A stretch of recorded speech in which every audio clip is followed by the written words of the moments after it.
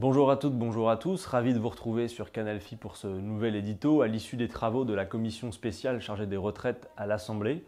Commission spéciale qui a dû, après plus d'une semaine de travaux, acter son échec hier soir, puisque effectivement, dans le temps extrêmement contraint imposé par Emmanuel Macron et son gouvernement, évidemment, la commission spéciale n'a pas pu étudier les 65 articles du projet de loi à retraite. La France Insoumise avait décidé de déposer beaucoup d'amendements, de faire en quelque sorte la grève du zèle parlementaire. Nous l'avons fait au nom de celles et ceux qui, depuis plus de 60 jours, se mobilisent, manifestent, sont extrêmement créatifs pour lutter contre ce projet de réforme.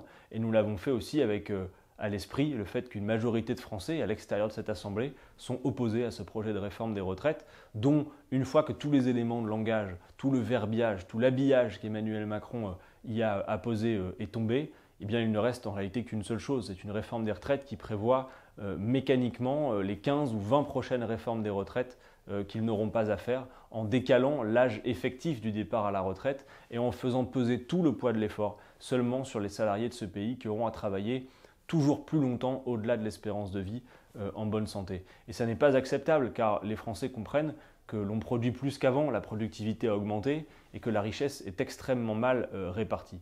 C'est donc un nouvel échec pour Emmanuel Macron que celui de la commission spéciale chargée des retraites. Nouvel échec après une succession d'autres. D'abord, la bataille de l'opinion est perdue par Emmanuel Macron. Plus personne ne croit à ces éléments de langage. Le Conseil d'État, qui n'est pas un nid d'insoumis, s'est d'ailleurs chargé de valider l'essentiel des arguments de l'opposition contre cette réforme des retraites.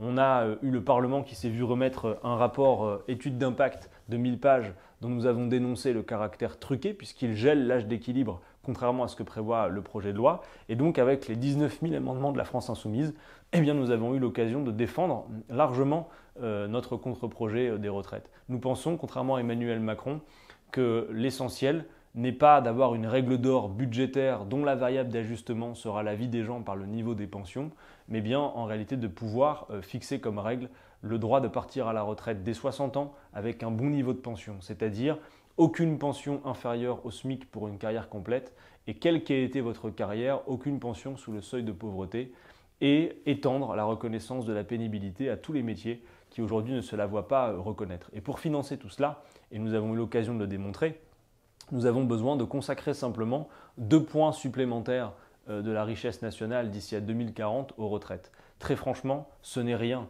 si on veut bien considérer la part de la richesse produite qui est passée des poches du travail aux poches du capital ces dernières années. Le système de retraite par points qu'Emmanuel Macron veut mettre en place est en fait une sorte de rempart qui permet de ne pas partager les richesses et de faire en sorte que seuls les actifs payent le poids des réformes des retraites à venir et bien évidemment au passage de satisfaire les assureurs, les banques et les fonds de pension comme BlackRock en encourageant à la transformation du modèle vers un modèle par capitalisation.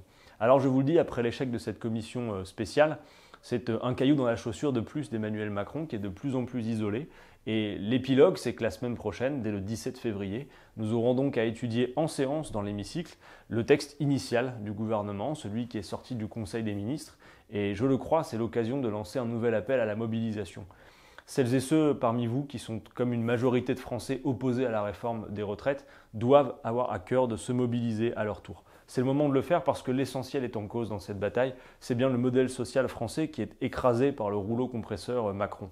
Et il ne peut pas être question que tout cela passe comme une lettre à la poste, raison pour laquelle nous avons opté pour cette stratégie de la grève du zèle parlementaire et de ces 19 000 amendements en votre nom. Et qui plus est, vous le savez, nous avons un contre-projet solide qui ne permet pas de folkloriser la position de la France Insoumise, qui est une position sérieuse, mais qui évidemment ne correspond pas aux modalités de M. Macron. Alors dès le 17 février et les jours suivants, nous serons mobilisés à l'Assemblée et nous appelons à ce que la mobilisation s'élargisse à l'extérieur, car nous pouvons remporter cette bataille, nous pouvons obtenir le retrait de ce projet de loi.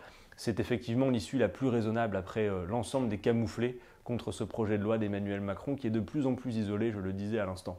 Si Emmanuel Macron n'entend pas retirer son projet, nous lui faisons une proposition alternative. Monsieur Macron, soumettez à référendum votre projet de loi, puisque maintenant les Français le comprennent. Ayons un vrai débat où vous diriez la vérité aux Français et non pas juste ces éléments de langage et cet emballage. Et assumons la controverse pour que, enfin, le pays s'apaise et que le peuple français tranche la question de ce qu'il convient de faire avec son système de retraite. Voilà. Bravo à toutes et tous pour la diffusion des vidéos, notamment de la commission spéciale. On a besoin que tout ce qui a été fait par le groupe Insoumis et ses collaborateurs puisse se diffuser. Le peuple français, en toute hypothèse, sait qu'avec nous, il dispose d'un groupe parlementaire d'opposition solide à l'Assemblée nationale et ça continuera dès la semaine prochaine dans l'hémicycle. Vous allez le voir. Voilà. Bonne fin de semaine à toutes et à tous et à très bientôt dans la mobilisation car la bataille, vous l'aurez compris, ne fait que commencer. À bientôt sur Canal Phi.